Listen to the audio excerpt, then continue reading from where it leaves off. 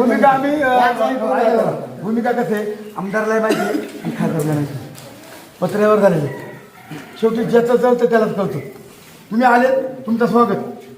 विषय काय काय वाटे साहेब तुम्ही या पुढे बाकी नाही वाजूच नाही आपण विषय संजय साहेब या. खासदार अमोल कोल्हे यांना पत्रव्यवहार केलाय, शरददादाला पत्रव्यवहार केलाय, त्यांची भूमिका काय? त्यांची भूमिका सुरेश भाऊंना विचारा. सुरेश भाऊ, आमदार शरददादा सोनवणे या विभागाचे खासदार डॉक्टर अमोल कोल्हे यांना पत्रव्यवहार केला असं लोक म्हणतायत.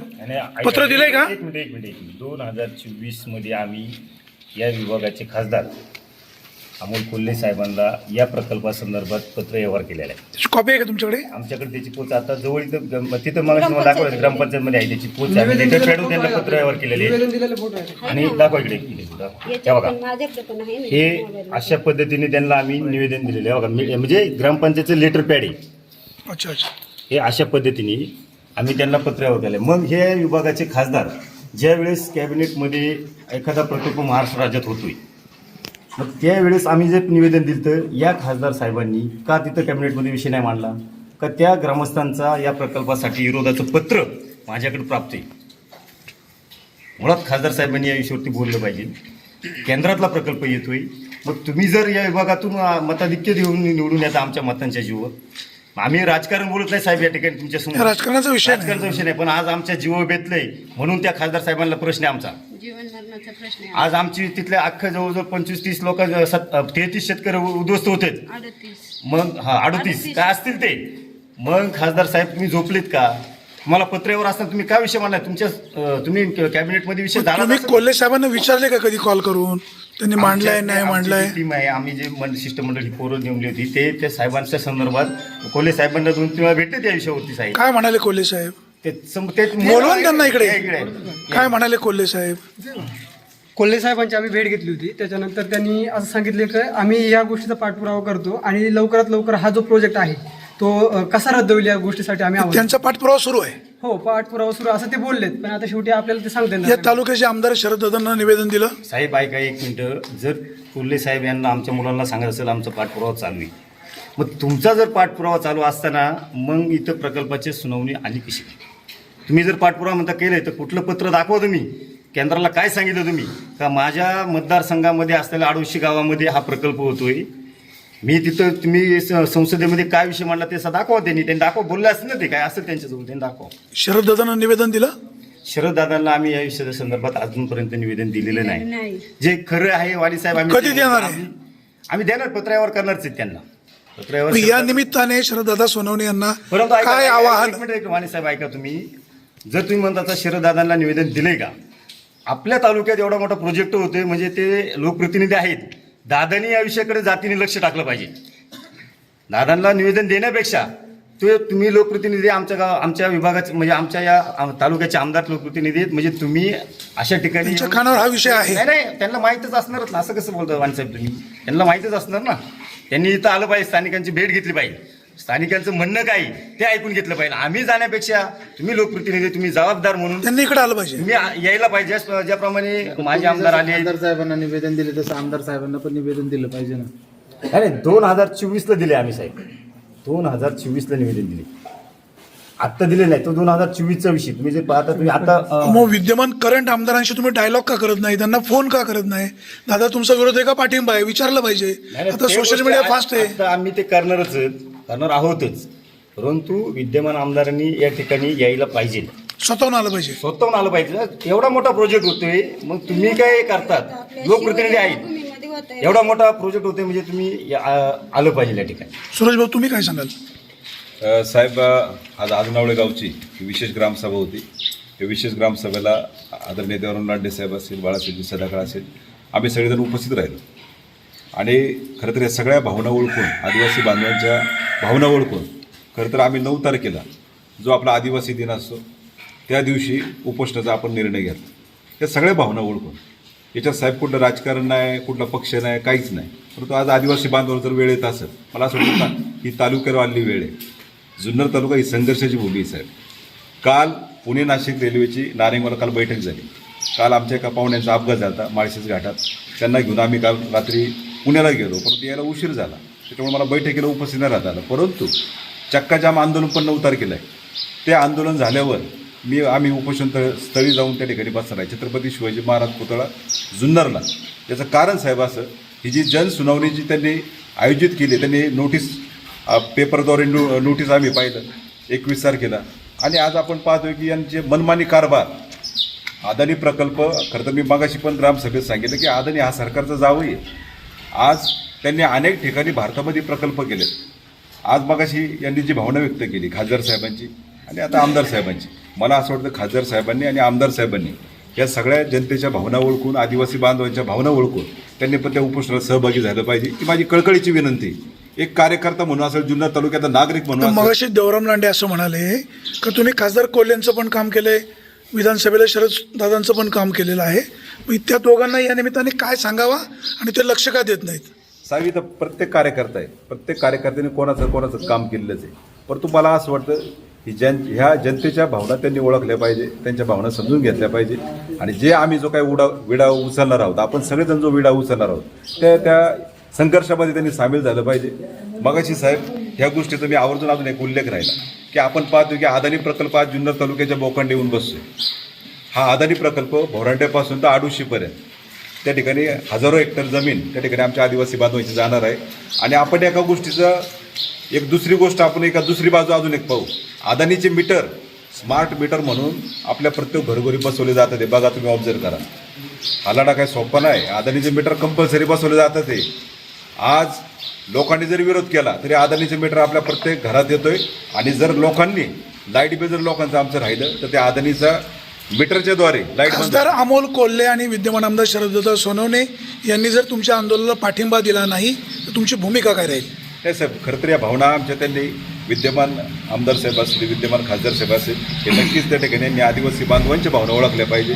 मी एक निमित्त या ठिकाणी मी एक कार्यकर्ता आहे साहेब. सगळ्यात महत्त्वाची गोष्ट, आदिवासी बांधव आजपर्यंत त्यांनी जो आपल्यासाठी जो लढा उभा केला, आज मला सांगा खासदार साहेब असो किंवा आमदार साहेब असो किंवा कुणी अन्य नेता पुढारी असो, हे मत मागायला आदिवासी भागात येत नाही का हो?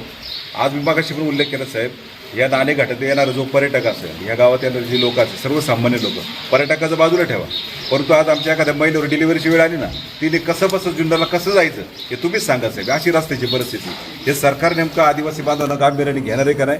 आणि मगाशी मी जसा उल्लेख केला स्मार्ट मीटरचा, सगळ्या पत्रकार बांधवांनी आवर्जून आहे का, हे कंपल्सरी प्रत्येकाच्या घराघरात बसवले जातं. ते अदानी आपल्या घरापर्यंत आलाय.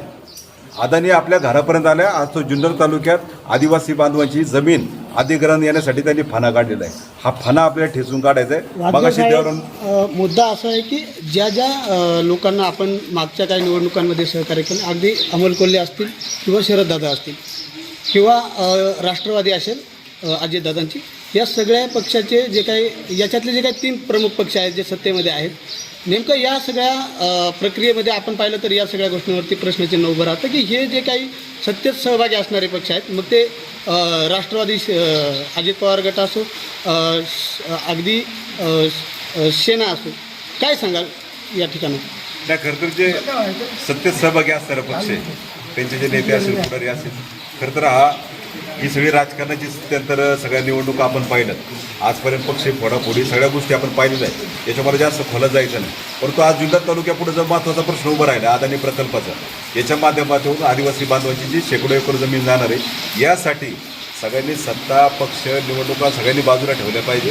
सत्तेतल्या पुढाऱ्यांनी पण सहभागी झाला. माझा प्रश्न आहे की या सगळ्या निर्णय प्रक्रियेमध्ये किंवा जे काही हा जो काही प्रकल्प आहे तो ज्यावेळेस त्या ठिकाणी आणला जात होता, या सगळ्या जे काही राजकीय पक्ष असेल, अगदी विरोधकसुद्धा, तर मग या सगळ्या प्रक्रियेमध्ये आपण पाहतो की नेमकं सत्तेत सामील असणारे जे काही पक्ष आहेत त्यांची भूमिकाही संशयास्पद वाटते. यांनी मग सत्तेतून बाहेर पडलं पाहिजे. माझं एक म्हणणं आहे, आपण जर कळकळीने आदिवासी बांधवांसाठी जर उभं राहतोय, मला असं वाटतं आदिवासी बांधवांच्या पुढं हे पक्ष राजकारण हे दुय्यम आहे. आज आपल्या बांधवांनी या जमिनी राखल्या. आज कष्टकरी समाज आहे, हा आपला वंचित समाज आहे आणि कसा बसा त्या ठिकाणी जीवन जगतोय. ह्या यांच्या भावना ओळखल्या का नाही? मग या ताईंनी ग्रामसभेत तिच्या डोळ्यात पाणी आलं. कधी सरकार यांच्या भावना ओळखणार? आज मला एक सांगा, आज देवराम लांडे साहेब त्यांनी जरी सत्तेतल्या पक्षात जरी असले, परंतु हा माणूस उभा राहिला, आदिवासी बांधवांसाठी उभा राहिला. माझं म्हणणं हेच आहे, आज तुम्ही सत्ता निवडणूक राजकारण कोणी पाहू नका. सगळ्यांनी या उद्याच्या आंदोलनात या संघर्षात सगळ्यांनी उभं राहिलं पाहिजे. आजनावळे ग्रामस्थांनी मग जी विशेष ग्रामसभा आयोजित केली त्याच्यामध्ये एक कमिटी नेमली, 56 लोकांची काहीतरी कमिटी नेमली, 17 ग्रामपंचायतीचा संजयजी साबळे आजीजी यांनी ती माहिती दिली. आपण पाहतो की सगळे ग्रामपंचायत सगळी गावं असून हे सगळे त्या लढ्यात उतरणार आहे. या लढ्यासोबत जुन्नर तालुक्यातील सगळ्या पुढाऱ्यांनी, सगळ्या जुन्नर तालुक्यातल्या सगळ्या ग्रामस्थांनी पण उपस्थित राहिलं पाहिजे ही माझी कळकळीची विनंती. ताई, तुमची काय भूमिका? आमची अशी भूमिका तर सर्व नेत्यांनी, पुढाऱ्यांनी, सर्वांनी एकत्र येऊन म्हणजे सगळ्यांचं एकमत होऊन सर्वांनी सहकार्य करावं. ही आपली शिवजन्मभूमी, शिवरायांची शिवजन्मभूमी, सर्वांनी याचा एकमताने, एकजुटीने, पुढाकाराने हा निर्णय माघारी लावा. हा जो अदानी प्रोजेक्ट आपल्या जुन्नर तालुक्यामध्ये जो आलेले हा माघारी पाठवावा एवढी कळकळी. सध्या या भागातल्या काय काय व्यथा आहेत? आमच्या व्यथा अशा आहेत की आमच्या इकडे दळणवळणाची सुद्धा सुविधा नाही. आम्हाला 5-5 किलोमीटर चालत यावं लागते घाटघरच्या स्टॉपपर्यंत. आमच्याकडे दळणवळणाची तर सुविधा नाही, रस्त्याची सुविधा नाही, कोणत्याच सुविधा नाहीत. आणि हे आत्तापर्यंत आमदार असतील साहेब, खासदार साहेब असतील, यांनी आतापर्यंत आमच्याकडे लक्ष दिलं नाही या सरकारने. जिल्हा परिषद सदस्यांनी लक्ष दिलं का? त्यांनी पण नाही लक्ष दिलं. नाही दिलं. नाही. सुरेश भाऊ काय? साहेब, खरं तर या जनभावना सगळ्यांनी ओळखून घ्याव्या. मी मागाशी असा उल्लेख केला की अदानी प्रकल्पासाठी आज जनसुनावणी जी होणार आहे, मला असं वाटतं ही जनतेचं मत, ही जनभावना आहे. मग जनभावना जर अदानी प्रकल्पाला जर विरोध असेल मग जनसुनावणीची गरजच काय? साहेब, तुम्ही जनसुनावणी आज पोलिसाचा त्या ठिकाणी बळाचा वापर करून, प्रशासकीय बळाचा वापर करून करणार जर असेल तर तो आम्हाला मान्य नाही. बरोबर ना दांडे साहेब? आज ठीक आहे, आम्ही आता विकासावर नाही बोलत, परंतु आमचं फक्त एकच विषय अदानी. आता बाई बोलली, त्या भावना बोलल्या, निश्चितपणे तिथं आमच्या आडोशीला लाईट नव्हती. आमचा उपसरपंच भीमाजी बालसिंग, आम्ही त्याला रस्सी घेऊन गेलो. म्हणलं जर लाईटचे खांबे नाही आले तर हा माणूस फाशी घे. लगेच 50 खांबे आले, अख्ख्या आडोशीला लाईट गेली. सुरेश भाऊने एका आदिवासी कुटुंबाच्या घरात लाईट लावली. मी काय म्हणतो, चांगले अभिनंदन आहे. आता आम्हाला विकासावर बोलायचं नाही. आता फक्त अदानी हटव, नो कमेंट. चला.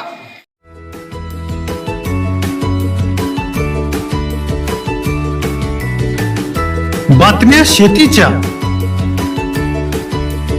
बातम्या मातीच्या, बातम्या अन्यायाच्या, गुन्हेगारीच्या,